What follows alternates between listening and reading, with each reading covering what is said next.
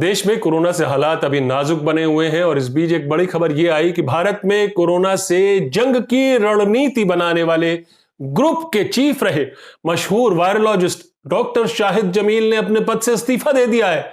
Doctor Jameel Bharat के SARS Covid genome consortium के वैज्ञानिक सलाहकार मंडल के चीफ थे। इस कंसोर्शियम का काम था कोविड 19 के म्यूटेटिंग स्ट्रेन्स पर नजर रखना, लैब में उस पर काम करना। डॉक्टर जमील ने रॉयटर्स एजेंसी को बताया कि उन्होंने शुक्रवार को ही अपना पद छोड़ दिया था। ये वही डॉक्टर जमील हैं जिन्होंने मार्च में चेताया था कि भारत में नया और एक ज्यादा संक्रामक वायरस फैल रहा है। इस B.1.617 वेरिएंट की वजह से ही देश कोरोना की सबसे बुरी लहर से गुजर रहा है। हालांकि उनके इस्तीफे का कारण नहीं पता चला है, मगर डॉक्टर जमील कोविड मैनेजमेंट की सरकार की कोशिशों को लेकर काफी बेबाक रहे हैं। डॉक्टर जमील ने हाल फिलहाल इंडियन एक्सप्रेस के साथ एक बातचीत में कहा था कि सरकार ने इस बात में जल्दबाजी दिखाई कि कोरोना खत्म हो गया है और कुछ तैयारियों पर तो काम भी बंद करवा दिए, और यह जनवरी की बात है। 3 दिन पहले एक अंतर्राष्ट्रीय अखबार में लिखे अपने लेख में डॉक्टर जमील ने भारत में कोरोना रोकथाम में आ रही परेशानियों का जिक्र किया था और यह आरोप लगाया था कि भारत में वैज्ञानिक साक्ष्यों यानी एविडेंस के आधार पर पॉलिसी बनाने को लेकर अड़ियल रवैये का सामना करना पड़ रहा है वैज्ञानिकों को। जाहिर है इस अड़ियल रवैये से उनका इशारा सरकार की ओर था। क्या सरकार से टकराव की स्थिति पैदा हो गई थी? क्या डॉक्टर जमील को अपनी पेशेवर ईमानदारी की कीमत चुकानी पड़ी? नमस्कार, मैं हूं आपका न्यूज़बाज प्रभात शुंगलू। मेरा आज का सवाल है, क्या डॉक्टर जमील का इस्तीफा कोविड रोकथाम के लिए, भारत में कोविड रोकथाम के लिए बड़ा धक्का है? अपने जवाब हां या ना में जरूर दीजिएगा।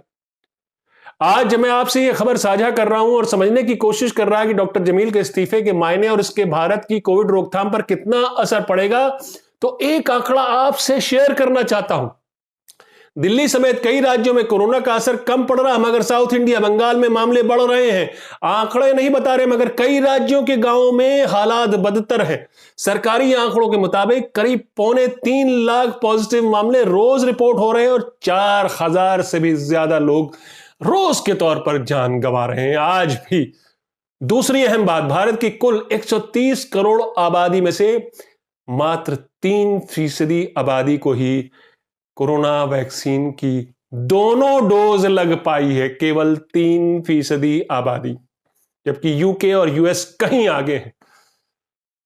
तीसरी अहम बात, अभी 2 दिन पहले ही सरकार ने कोरोना वैक्सीन कोविशील्ड की दूसरी डोज की मियाद 8 हफ्ते से बढ़ाकर 12 से 16 हफ्ते तक करने का फैसला लिया है। लेकिन इसका डाटा कहां है? यह फैसला क्या साइंटिफिक आधार पर लिया गया? क्योंकि इसके दूसरे ही दिन ब्रिटिश सरकार ने एस्ट्राजेनेका वैक्सीन की मियाद 12 हफ्ते से घटाकर 8 हफ्ते कर दी। यही एस्ट्राजेनेका वैक्सीन भारत में कोविशील्ड नाम से दी जा रही है। ब्रिटिश सरकार ने यह मियाद इसलिए घटाई क्योंकि उसे डर था कि म्यूटेशन के कारण कोरोना सर्ज दोबारा बढ़ रहा है और ऐसे में नागरिकों को जल्द से जल्द वैक्सीनेट कराने में ही समझदारी है। लेकिन भारत सरकार ने यह मियाद, दूसरे डोज की मियाद बढ़ाकर 12 से 16 हफ्ते कर दी।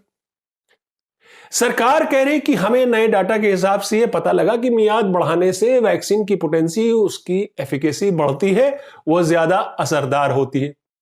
सवाल उठने लगे कि नया डाटा कैसे आया? सरकार ने क्या यह फैसला वैक्सीन शॉर्टेज को देखते हुए तो नहीं लिया?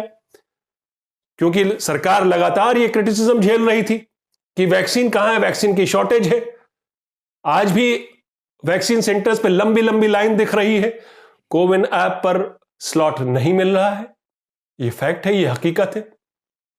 यह तीनों तथ्य मैंने आपको क्यों बताए? वो इसलिए क्योंकि डॉक्टर शाहिद जमील के इस्तीफे के कारण जानने के लिए जरूरी ये तीनों तथ्य आपको जानना।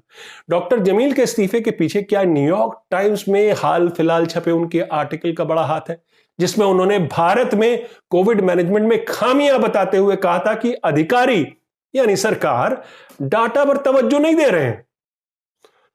साइंटिफिक एविडेंस पर तवज्जो नहीं दे रहे हैं।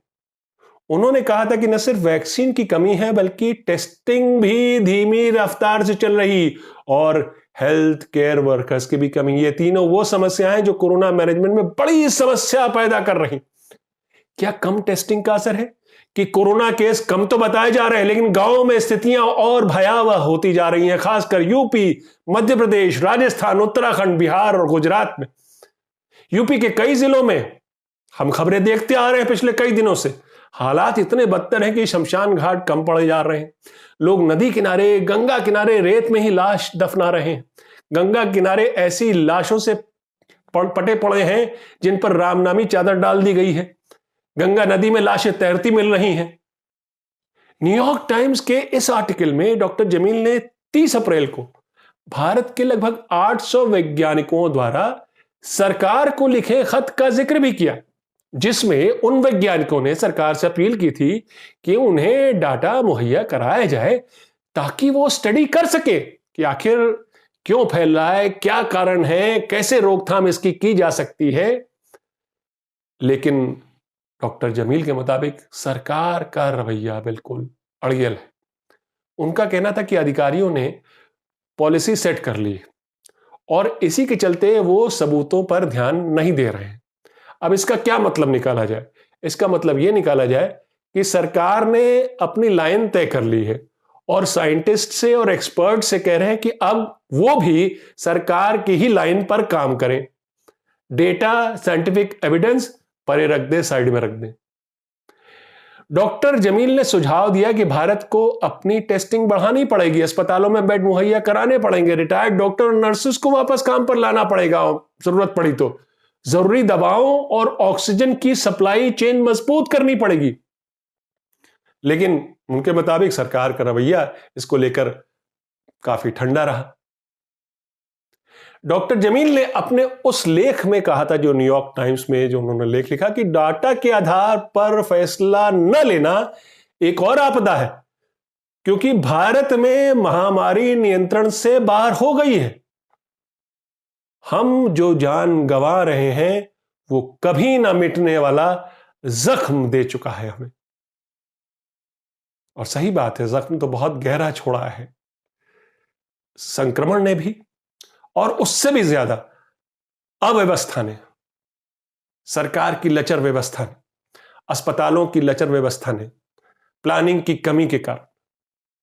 और अभी भी रोज के तौर पर 4000 मौत हो रही है और ये सरकारी आंकड़ा है। जो शमशान घाटों में लाशें जलाई जा रही हैं और सरकारी फाइलों में जो आंकड़े हैं मौत के, उनमें 10 गुने का अंतर है, कहीं 8 गुने का, कहीं 10 गुने का।